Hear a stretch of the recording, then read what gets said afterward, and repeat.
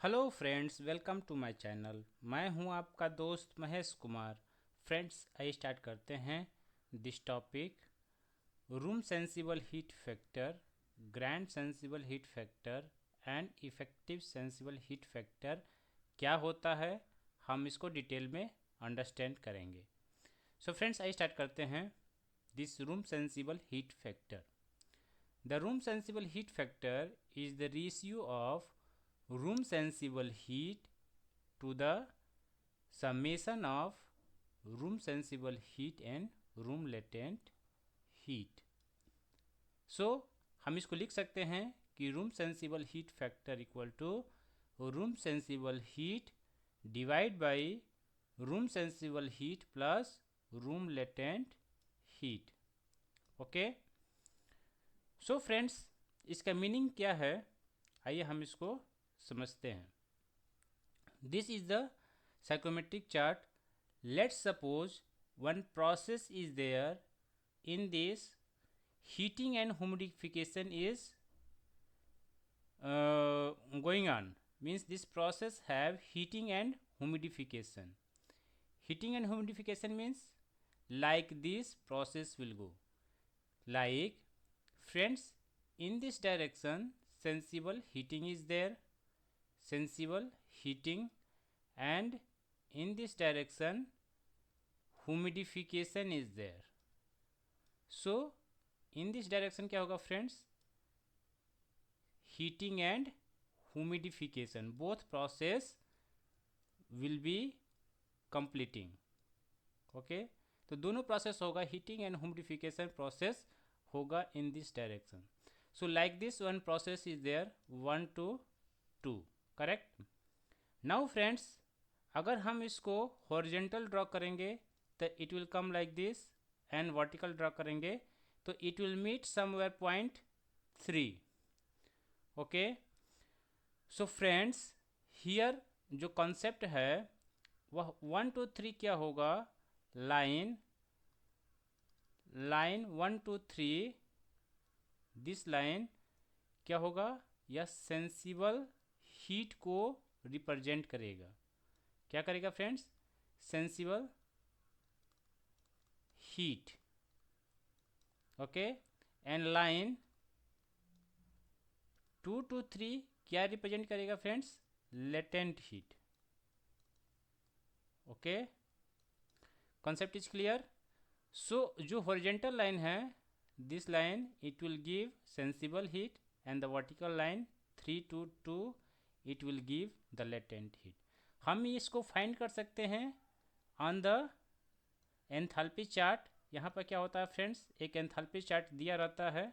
सो इसकी वजह से हम इसकी वैल्यू को फाइंड कर सकते हैं. This is the enthalpy chart here. तो यहाँ से वैल्यू फाइंड कर लेंगे. This is H1 value, this is H2 value, this is H3 value. So sensible heat कितना हो जाएगा, sensible heat equal to H3 minus H1. Latent heat कितना हो जाएगा friends, latent heat equal to H2 minus H3. Okay, एक चीज़ और ध्यान देना है फ्रेंड्स, यहाँ पर प्रोसेस 3 to 2 में क्या होगा, मॉइस्चर कंटेंट इंक्रीज होगा, बिकॉज यहाँ पर कुछ मॉइस्चर होगा एंड यहाँ पर कुछ मॉइस्चर होगा. So in this direction moisture content is increasing, so latent heat will increase. And process 1 to 3 में क्या होगा, जो मॉइस्चर कंटेंट है वो कांस्टेंट है, इसलिए यहाँ पर सेंसिबल हीटिंग होगा. नाउ फ्रेंड्स, हम बात कर रहे थे यहाँ पर sensible room sensible heat factor. So room sensible heat factor equal to sensible heat factor. यह क्या होता है, जो मैंने बताया फ्रेंड्स, यहाँ पर जो सेंसिबल हीट है, this is the sensible heat divide bye sensible heat plus latent heat. हम इसको इस तरीके से लिख सकते हैं, सेंसिबल हीट डिवाइड बाई, या हम ये कह सकते हैं sensible heat load divide by sensible heat load plus latent heat load. Okay, so room sensible heat factor equal to sensible heat factor, इस तरीके से हम इसको डिफाइन करते हैं। Getting? So this is the room sensible heat factor. यहाँ पे क्या हो जाएगा, room sensible heat divide by room sensible heat plus room latent heat, this both are equal. Room sensible heat means sensible heat load and room latent heat is equal to latent heat load, so both are equal. Getting, friends? So this is the room sensible heat factor. Now we will discuss grand sensible heat factor क्या होता है। The grand sensible heat factor is the ratio of total sensible heat to the grand total heat load that the conditioning apparatus must handle, including the outdoor air heat loads. Meaning या friends, यहाँ पर ध्यान देने वाली बात है कि इसमें जो है, जो आउटसाइड का एयर होता है, इसको भी इंक्लूड करते हैं। अब हम समझते हैं इसको। मैं एक एग्जांपल देता हूँ जिससे आपको ईच एंड एवरीथिंग जो है क्लियर हो जाएगा। ओके, हम एक्सप्लेन करेंगे फॉर द कंसेप्ट क्लियर करने के लिए इसको समझना ज़रूरी है। Summer air conditioning system, friends, इसमें जो मेन पार्ट्स होता है वह क्या होता है, फिल्टर होता है, कूलिंग कॉइल होता है जिसका टेम्परेचर होता है apparatus dew point temperature. Okay, apparatus dew point temperature means temperature at which it will cut the saturation line. मतलब यह हुआ कि यहाँ पर जो सेचुरेशन कर्व होता है वह 100% होता है। सो कोई भी मॉइस्चर अगर इसके कांटेक्ट में आएगा तो वह क्या होगा फ्रेंड्स, वह कंडेंस हो जाएगा। ओके, फुली कंडेंस हो जाएगा। सो this is the apparatus dew point temperature. इसके बाद क्या होता है, अगर इस कूलिंग कॉइल से कुछ कंडेंसेट जमा होता है तो वह क्या हो जाएगा, सम्प में इकट्ठा हो जाएगा। Then it is the heating coil. Heating coil से पहले जो है एक पेरिफेरेटेड मेम्ब्रेन है, अगर कहीं वाटर पार्टिकल्स हो तो it will stop by perforated membrane. Okay, this heating coil क्या करेगा, जो एयर आ रहा है कूल एयर उसको हीट करके रिक्वायर्ड टेम्परेचर पर लेके आएगा। देन इस फैन के through our condition space like our room, तो रूम में जितना चाहिए कंडीशन स्पेस, जितना रूम या कंडीशन स्पेस में जो रिक्वायर्ड पैरामीटर्स चाहिए एयर का वह प्रोवाइड किया जाएगा। उसके बाद क्या होता है फ्रेंड्स, जो एयर होता है वह सर्कुलेटेड होकर के क्या होता है, कुछ क्वांटिटी रीसर्कुलेट करते हैं और इसको वापस हम कंडीशनड एयर के लिए भेज देते हैं। दूसरा चीज़ क्या है, यहाँ पर एक आउटसाइड एयर है। आउटसाइड एयर में क्या करते हैं फ्रेंड्स कि कुछ quantity like some quantity like 20% of the outside air हम क्या करते हैं, सप्लाई करते हैं यहाँ से। और रीसर्कुलेटेड क्या होता है, अप्रॉक्स 80% एयर को रीसर्कुलेट करते हैं।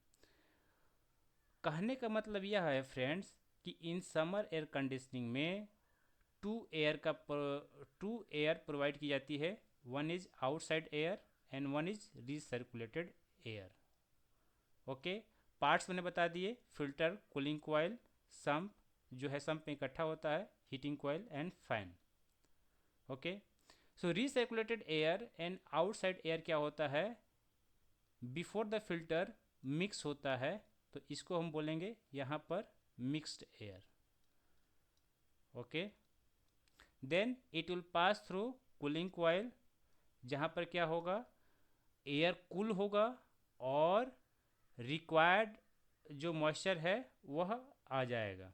Like cooling and dehumidification process होता है, तो इस कॉइल के द्वारा जो है कूलिंग एंड डीह्यूमिडिफिकेशन प्रोसेस होगा। ओके, देन यहाँ से हीटिंग एंड ह्यूमिडिफिकेशन होगा और जो मॉइस्चर जो एयर है वह सप्लाई किया जाएगा रूम में। इतना बस क्लियर होना चाहिए फ्रेंड्स। नाउ हम क्या कहते हैं, इस कंसेप्ट को और थोड़ा समझते हैं इसके through. This is the psychrometric chart. यहाँ से आपके सारे कॉन्सेप्ट क्लियर हो जाएंगे। जो मैंने एयर कंडीशनिंग बताया, समर एयर कंडीशनिंग, इसमें grand sensible heat, room sensible heat and effective room sensible heat factor, सब कुछ क्लियर हो जाएगा। थोड़ा पेशेंस रखने का है friends. This point number 2 is our room condition. I am giving one example, like in room जो है आपको प्रोवाइड करना है 25 degree centigrade, 60% relative humidity. Okay, this outside condition is 40 degree centigrade air हो गया and 80% relative humidity. Okay, so this point 1 is outside, मैं यहाँ पे मार्क कर देता हूँ। Outside is point 1, condition air is, this is point number 2, like 25 degree centigrade, 60% relative humidity, and here 40 degree centigrade, 80% relative humidity। यह दोनों क्या होगा फ्रेंड्स, मिक्स होगा। This is point number 3। Then cooling and dehumidification होगा। So this point is point number 4। Okay, then यहाँ से क्या होगा फ्रेंड्स, यह हीटिंग होगा एंड यह जो है सेम कंडीशन पे आएगा पॉइंट नंबर 2 पर, because same air it will go to the condition space. So हमें पॉइंट नंबर 2 पे क्या मिलेगा, 25 degree centigrade and 60% relative humidity. Okay, same thing friends, हम इसको चार्ट में देख लेते हैं। फ्रेंड्स पेशेंस रखिए, थोड़ा वीडियो लंबा होगा बट आपके सारे कॉन्सेप्ट्स क्लियर हो जाएंगे। Okay, so this point number 2 is our room condition.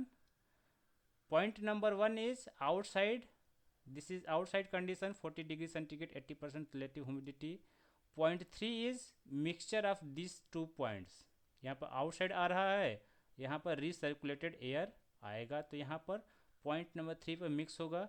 Then यह कूलिंग कॉइल से पास करेगा, जिसका जो है टेम्परेचर है apparatus dew point temperature। so this ADP, apparatus dew point temperature, which is lie on the saturated curve। so this is saturated curve।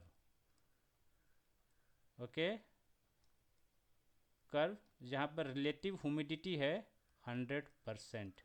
तो कोई भी मॉइस्चर इससे कांटेक्ट में आएगा तो वो क्या होगा, कंडेंसेट फॉर्म हो जाएगा, कंडेंस हो जाएगा। फ्रेंड्स यहाँ पर एक चीज़ और बताना है कि जो कूलिंग कॉइल से पास करेगा तो इसका तो टेम्परेचर ADP है, बट जो सप्लाई एयर है इसका टेम्परेचर क्या होगा, इससे थोड़ा हाइयर होगा।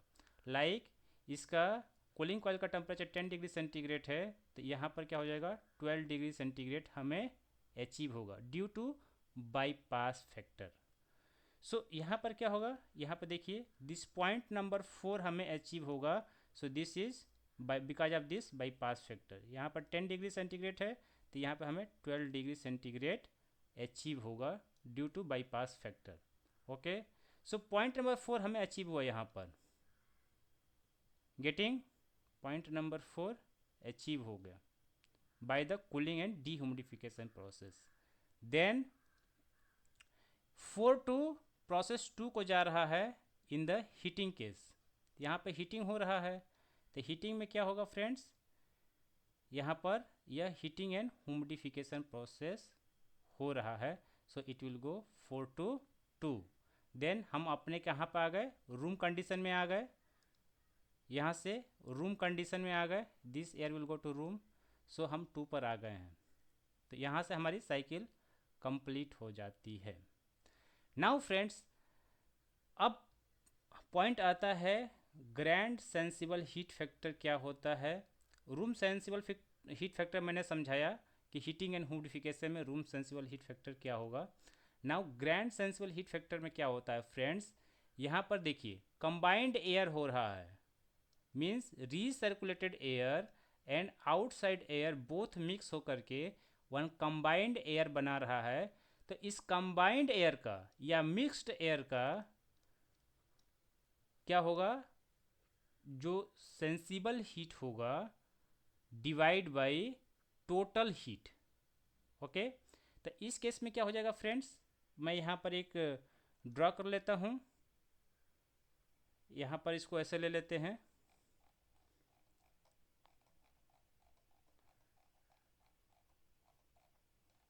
हाँ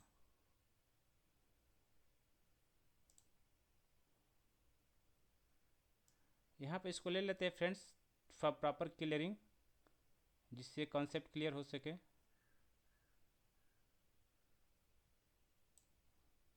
ओके, सो फ्रेंड्स यहाँ पे क्या हो गया, this is cooling and dehumidification line, this is point number 3, this is point number 2, this is point number 1, and this is point number 4, like this it is coming, this is straight line. Okay, so this is TADP.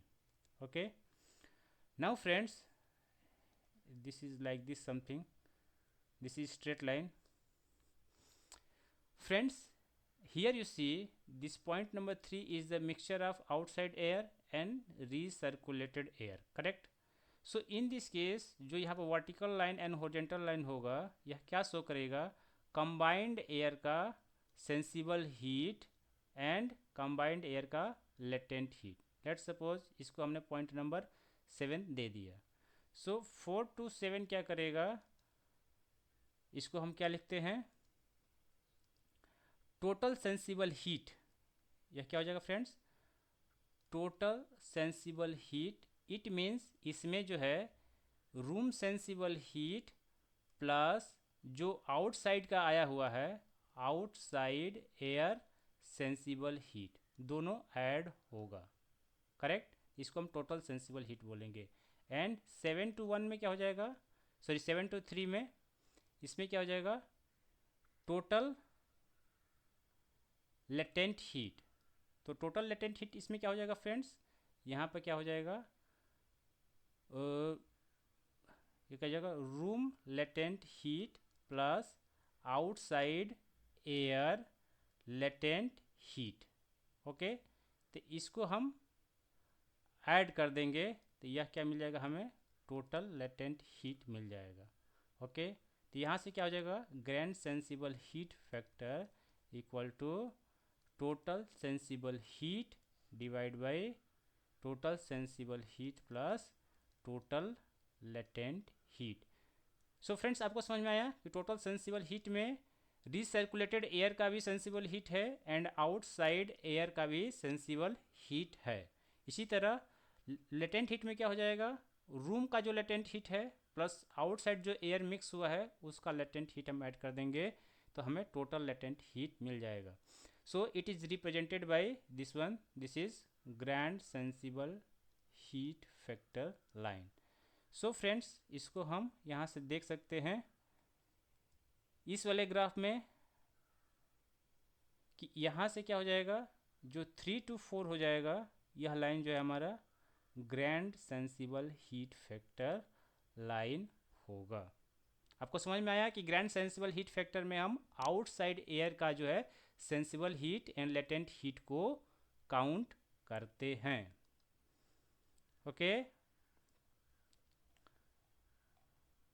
सो यहाँ पर जैसा कि मैंने बताया friends कि यहाँ पर क्या हो जाएगा, grand sensible heat factor total sensible heat to the grand total heat load that the conditioning apparatus must handle including the outside a heat load। तो आउटसाइड हीट लोड में क्या है, आउटसाइड एयर का sensible heat and outside air का latent heat भी हम add करेंगे तो हमें total sensible heat and total latent heat achieve हो जाएगा। सो this is the grand sensible heat factor.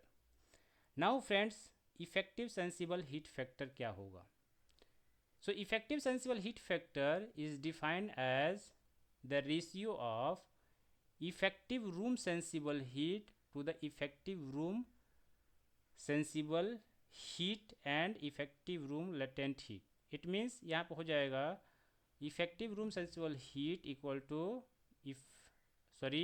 effective room sensible heat factor equal to effective room sensible heat divided by effective room sensible heat plus effective room latent heat.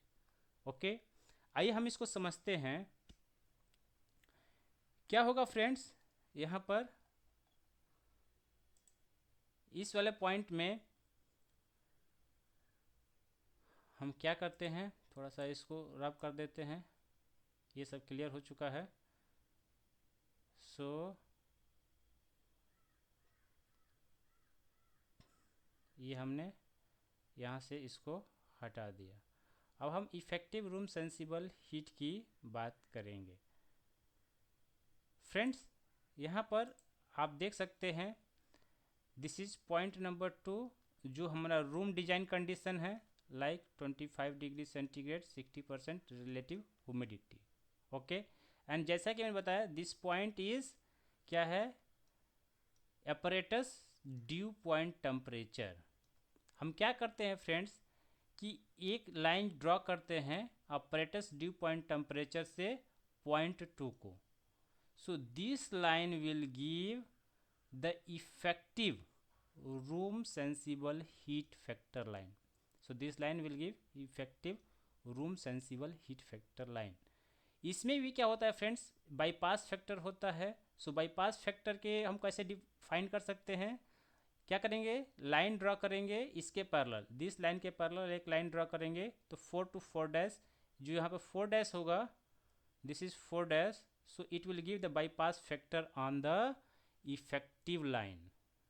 Okay, तो यहाँ से क्या हो जाएगा friends, जो effective room sensible heat factor है, effective room sensible heat factor, यह क्या हो जाएगा फ्रेंड्स, जो इफेक्टिव रूम सेंसिबल हीट है इसमें भी क्या होगा, कंबाइंड होगा,